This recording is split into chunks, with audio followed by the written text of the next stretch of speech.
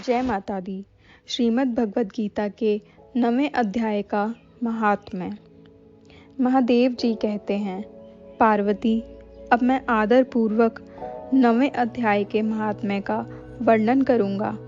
तुम स्थिर होकर सुनो। नर्मदा के तट पर महेशमती नाम की एक नगरी है।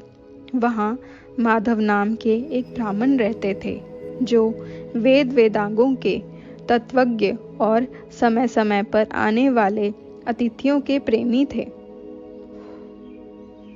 उन्होंने विद्या के द्वारा बहुत धन कमाकर एक महान यज्ञ का अनुष्ठान आरंभ किया। उस यज्ञ में बलि देने के लिए एक बकरा मंगाया गया। जब उसके शरीर की पूजा हो गई, तब सबको आश्चर्य में डालते हुए उस बकरे ने हंसकर ऊंचे स्वर से कहा, ब्राह्मण, इन बहुत से यज्ञों द्वारा क्या लाभ है? इनका फल तो नष्ट हो जाने वाला है तथा ये जन्म, जरा और मृत्यु के भी कारण है। यह सब करने पर भी मेरी जो वर्तमान दशा है, इसे देख लो। बकरे के इस अत्यंत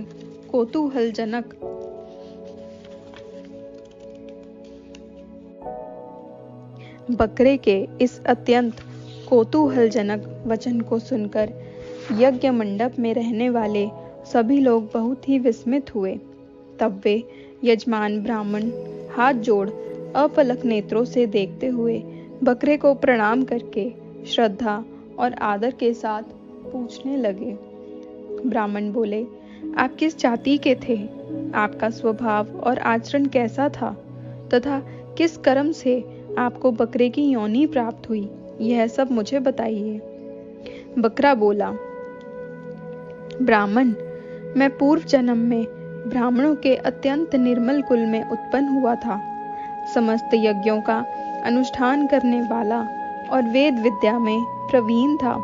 एक दिन मेरी स्त्री ने भगवती दुर्गा की भक्ति से विनम्र होकर अपने बालक के रोग की शांति के लिए बलि देने की निमित्त मुझसे एक बकरा मांगा।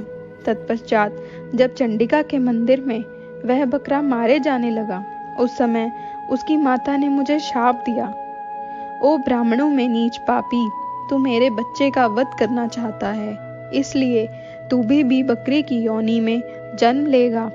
द्विजश्रेष्ठ, तब कालवश मृत्यु को प्राप्त होकर मैं बकरा हुआ। यद्यपि मैं पशु योनि में पड़ा हूँ, तो भी मुझे अपने पूर्व जन्मों का स्मरण बना हुआ है। ब्राह्मण, यदि आपको सुनने की उत्कंठा हो तो मैं एक और भी आश्चर्य की बात बताता हूँ। कुरुक्षेत्र नामक एक नगर है जो मोक्ष प्रदान करने वाला है। वहाँ चंद्रशर्मा नामक एक सूर्यवंशी राजा राज्य करते थे। एक समय जबकि सूर्य ग्रहण लगा था, राजा ने बड़ी श्रद्धा के साथ काल पुरुष का दान करने की तैयारी की। उन्होंने वेदांगों के पारगामी एक विद्वान ब्राह्मण को बुलवाया और पुरोहित के साथ वे तीर्थ के पावन जल से स्नान करने चले गए। तीर्थ के पास पहुंचकर राजा ने स्नान किया और 2 वस्त्र धारण किए। फिर पवित्र एवं प्रसन्न चित्त होकर उन्होंने श्वेत चंदन लगाया और बगल में खड़े हुए पुरोहित का हाथ पकड़कर तत्कालोचित मनुष्यों से घिरे हुए अपने स्थान पर लौट आए। आने पर राजा ने यथोचित विधि से भक्ति पूर्वक ब्राह्मण को काल पुरुष का दान दिया। तब काल पुरुष का हृदय चीरकर उसमें से एक पापात्मा चांडाल प्रकट हुआ। फिर थोड़ी देर बाद निंदा भी चांडालिका रूप धारण करके काल पुरुष के शरीर से निकली और ब्राह्मण के पास आ गई।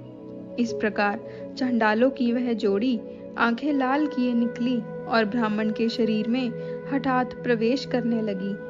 ब्राह्मण मन ही मन गीता के 9वें अध्याय का जप करते थे और राजा चुपचाप यह सब कौतुक देखने लगे। ब्राह्मण के अंतकरण में भगवान गोविंद शयन करते थे। वे उन्हीं का ध्यान करने लगे। ब्राह्मण ने अपने आश्चर्यभूत भगवान का ध्यान किया। उस समय गीता के अक्षरों से प्रकट हुए विष्णु दूतों द्वारा पीड़ित होकर वे दोनों चंडाल भाग चले। उनका उद्योग निष्फल हो गया। इस प्रकार इस घटना को प्रत्यक्ष देखकर राजा के नेत्र आश्चर्य से चकित हो उठे। उन्होंने ब्राह्मण से पूछा, विप्रवर, इस महाभयंकर आपत्ति को आपने कैसे पार किया? आप किस मंत्र का जाप तथा किस देवता का स्मरण कर रहे थे? वह पुरुष तथा वह स्त्री कौन थी? वे दोनों कैसे उपस्थित हुए? फिर वह कैसे शांत हो गए? यह सब मुझे बताइए। ब्राह्मण ने कहा, राजन, चांडाल का रूप धारण करके भयंकर पाप की ही प्रकट हुआ था तथा वह स्त्री निंदा की साक्षात मूर्ति थी। मैं इन दोनों को ऐसा ही समझता हूँ। उस समय मैं गीता के 9वें अध्याय के मंत्रों की माला जपता था। उसी का महात्म्य है कि सारा संकट दूर हो गया। महीपते, मैं नित्य ही गीता के 9वें अध्याय का जप करता हूँ। उसी के प्रभाव से प्रतिग्रह जनित आपत्तियों के पार हो सका हूँ। यह सुनकर राजा ने उसी ब्राह्मण से गीता के 9वें अध्याय का अभ्यास किया। फिर वे दोनों ही परम शांति को प्राप्त हो गए। यह कथा सुनकर ब्राह्मण ने बकरे को बंधन से मुक्त कर दिया और गीता के 9वें अध्याय के अभ्यास से परम गति को प्राप्त हुआ।